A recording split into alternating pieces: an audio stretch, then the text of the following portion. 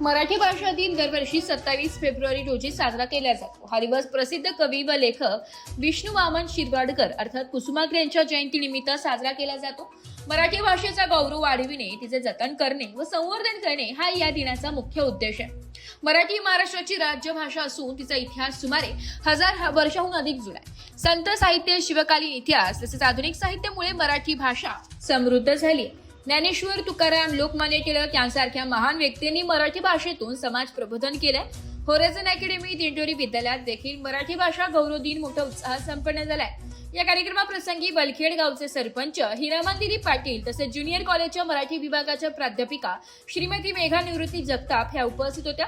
यावेळी हिरामन पाटील यांनी मराठी भाषेने आजवर आपला झेंडा टेके पार लावला असून आपली भाषा ही 7 समुद्र पार पोहोचली असे सांगितले. तसेच मेघा जगताप यांनी सांगितले की मराठी भाषा संवर्धन ही काळाची गरज आहे व आपली भावी पिढी ही मराठी भाषा समृद्ध करण्यासाठी निश्चितच तत्पर असेल. यावेळी प्राचार्य श्रीमती निर्मला जाधव मॅडम यांनी देखील मराठी ही आपली मातृभाषा असून आपली नाळ तिच्याशी जोडली आहे, त्यामुळे मराठी भाषिक म्हणून तिचे जतन व संवर्धन हे आपले कर्तव्यच आहे असे सांगितले.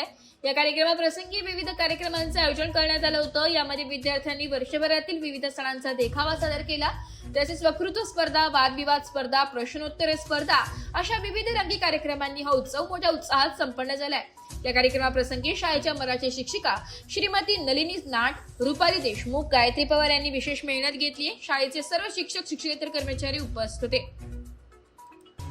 एस मराठी न्यूज साठी तालुका प्रतिनिधी भाऊसाहेब पिंगळ, दिंडोरी.